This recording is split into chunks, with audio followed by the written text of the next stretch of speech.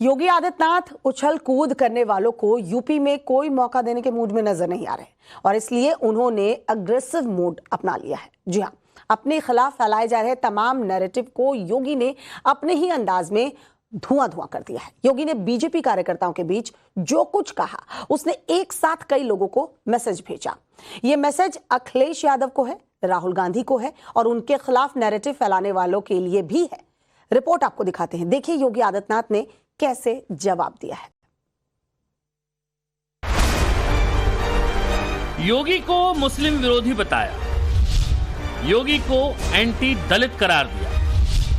योगी versus Amit Shah कराने की बहुत कोशिशें हुई। योगी वर्सेस नरेंद्र मोदी के नैरेटिव को हवा दी गई, मगर 40 दिनों के बाद उत्तर प्रदेश के मुख्यमंत्री योगी आदित्यनाथ ने सार्वजनिक तौर पर मौन तोड़ा तो नई बहस छिड़ गई। अब योगी वर्सेस उप मुख्यमंत्री में टकराहट की थ्योरी वायरल की जा रही है। योगी और संगठन में सब कुछ ठीक नहीं है वाला प्रोपेगेंडा फैलाया जा रहा है। जो लोग उछल कूद करने का कुत्सित प्रयास कर रहे हैं, मुझे लगता है इनको दोबारा उछल कूद करने का अवसर ही नहीं मिल पाएगा। संगठन से बड़ा कोई नहीं होता है।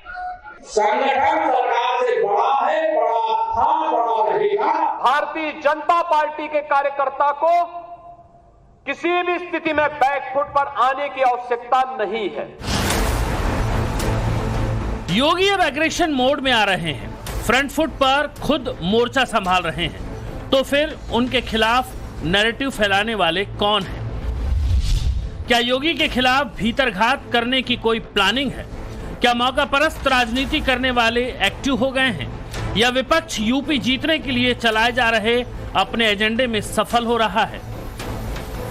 सबसे पहले योगी के डिप्टी केशव प्रसाद मौर्य और अखिलेश के चाचा रामगोपाल यादव को सुनिए, फिर समझ आएगा कि यूपी की सियासत में क्या चल रहा है। आज से निराशा के घर से बाहर निकलने और निकालने का काम करोगे। 2027 में सपा बसपा कांग्रेस तीनों में हो जाए तो भी 300 पार जिताएंगे। और बीजेपी का जो धर्म का और इसका जो गोल था वो भी फट गया। 5 साल में देश भर में 16,000 मकान तोड़े गए बुलडोजर से, बिना किसी कानून के, बिना किसी नोटिस के, और हजारों लोग बेघरबार हो गए। तो जब ऐसा चलेगा तो कब तक ये चलता रहेगा? आखिर एक दिन तो टूट ही जाता है, पाप का घड़ा टूटने वाला। केशव प्रसाद मौर्य के बयान के मायने ये भी निकाले जा रहे हैं कि वो संगठन में वापस आना चाह रहे हैं और उनका मिशन भी वही है जो सीएम योगी का मेन टारगेट है। फिर योगी आदित्यनाथ के खिलाफ कौन है?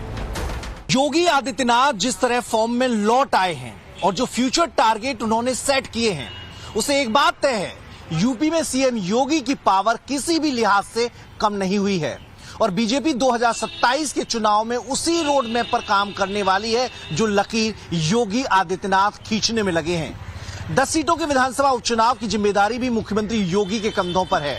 ये मैसेज भी पार्टी की तरफ से क्लियर दे दिया गया है। इसी के तहत योगी ने हिंदुत्व की राह पर चलने के संकेत दिए तो कानून व्यवस्था में अपनी सरकार की उपलब्धि गिनाई, कार्यकर्ताओं को मजबूती से लड़ने का टास्क दिया तो विपक्ष के मंसूबों को फेल करने का फार्मूला भी बताया। जब हम लोग ये मान करके चलते हैं आत्मविश्वास में कि हम तो जीत ही रहे हैं, तो स्वाभाविक रूप से वहां पर कहीं ना कहीं हमें खामियाजा भी भुगतना पड़ता है और वह अति आत्मविश्वास कहीं ना कहीं हम लोगों को जहां चोट पहुंचाने में, उस विश्वास पर खरा उतरने में, उन अपेक्षाओं पर खरा उतरने में, जहां कहीं ना कहीं उस विश्वास पर कहीं ना कहीं चोट पहुंची। कमल खिलता है तो सुशासन आता है और अगर दूसरे लोग आते हैं तो व्यापारी पलायन करते हैं, बहु बेटियां सुरक्षित नहीं रहती हैं और घोटाले पे घोटाला होता है। इस तरीके की सरकार बनाती है। इसमें कोई डाउट नहीं, यूपी की कानून व्यवस्था को योगी ने जितना बेहतर बनाया वैसा कमिटमेंट विपक्ष के किसी मुख्यमंत्री के पास नहीं। और यह भी फैक्ट है कि योगी का बुलडोजर एक्शन से अगर 44% मुस्लिम प्रभावित हुए हैं तो 56% हिंदुओं पर भी असर पड़ा है। 68 माफियाओं के खिलाफ योगी ने कार्रवाई की तो उसमें से 30 के करीब अगर मुस्लिम हैं तो 35 से ज्यादा हिंदू समुदाय से आने वाले गैंगस्टर और माफिया थे। अप्रैल 2023 तक योगी सरकार में अगर 57 मुस्लिम आरोपी मारे गए तो 126 हिंदू आरोपी भी ढेर हुए। 6 लाख नौकरियां, 15 करोड़ आबादी को राशन और पीएम आवास से लेकर दूसरे तमाम सरकारी सुविधाओं में योगी ने कभी भेदभाव नहीं किया, न जात और न ही धर्म के हिसाब से। फिर योगी को एंटी मुस्लिम, दलित विरोधी और एंटी ठाकुर बताने वाले कौन? जाहिर तौर पर ये योगी के खिलाफ विपक्ष की प्लानिंग है, जिसमें साथ देने वाले कुछ ऐसे लोग भी हैं जो योगी की जीरो टॉलरेंस और सख्त प्रशासक वाली इमेज से खुद को असहज पाते होंगे। हमने जाति, मत और मजहब के आधार पर भेदभाव किसी के साथ नहीं किया। हम आज भी कह सकते हैं हमने किसी के साथ भेदभाव नहीं किया, कोई भेदभाव किसी के साथ नहीं किया। विकास के कार्यों के लिए भेदभाव नहीं किया। ये 80 करोड़ लोगों को फ्री में राशन आज भी मिल रहा है, क्या किसी जाति को मिल रहा है, किसी मत विशेष या किसी धर्म विशेष को मिल रहा है? भारतवासी है उसको राशन मिल रहा है।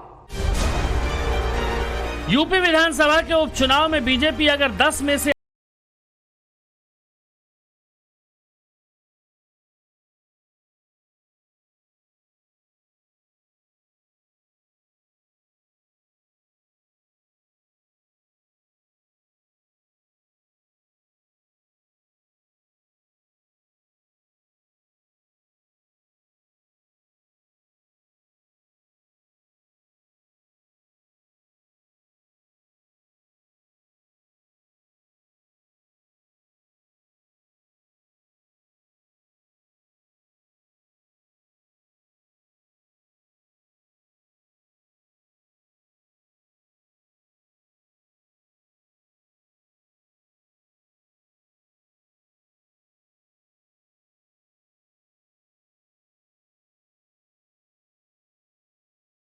होंगी जो 4 बार यूपी की मुख्यमंत्री बन चुकी हैं।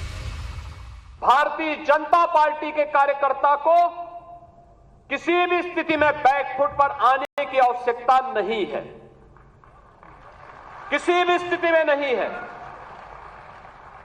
क्योंकि आपने कार्य किया है। आप विपक्ष में थे, जनता के मुद्दों को लेकर लड़ते थे। आज जब सरकार में थे तो याद करिए, उत्तर प्रदेश के अंदर सुरक्षा का ये वातावरण आपको आज देखने को मिल रहा होगा।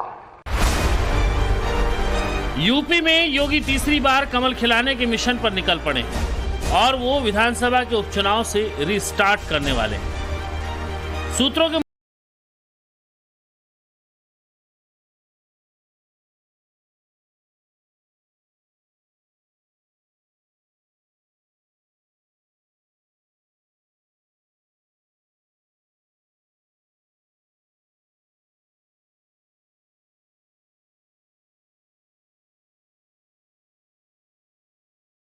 आने पर है। हर चुनाव में जीत और हार के 100 कारण होते हैं और एक महत्वपूर्ण कारण जो है वो सामने ये है भारतीय जनता पार्टी की अपनी एनालिसिस में कि हमारे कार्यकर्ताओं को आदरणीय मोदी जी, आदरणीय योगी जी और उनके कामों पर विश्वास था, जिस वजह से लगा कि हम चुनाव जीतेंगे। कहीं ना कहीं कोई कमियां रह गई, कहीं तक हम पहुंच नहीं पाए, अपनी बात पहुंचा नहीं पाए। जनता जनार्दन है, मैंडेट का हम स्वागत करते हैं। आने वाले चुनाव में भारतीय जनता पार्टी पुनः आदरणीय योगी आदित्यनाथ के नेतृत्व में फिर से 300 सीटें पाएगी। योगी की भूमिका क्या रहेगी, इसका ट्रेलर बीजेपी की कार्यसमिति की बैठक में दिख चुका है, लेकिन राहुल और अखिलेश का फ्यूचर क्या रहेगा ये अभी तक अधर में है, क्योंकि कांग्रेस यूपी की सत्ता से साल 1989 से बाहर है और अखिलेश यादव 2017 के बाद सत्ता वापसी की स्थिति में बहुत मजबूत नहीं दिखे। 24 के चुनावी नतीजों से उत्साहित होकर अखिलेश यादव पीडीए के फार्मूले को असरदार बता रहे हैं, लेकिन ये भूल रहे हैं कि जिस वोट बैंक की बदौलत उन्हें लोकसभा में 37 सीटें मिली कांग्रेस भी उन्हीं पर दावा करते हुए ज्यादा हिस्सा मांग रही है और उनकी पार्टी के कुछ नेता इसे पार्टी की सेहत के लिए ठीक नहीं मानते।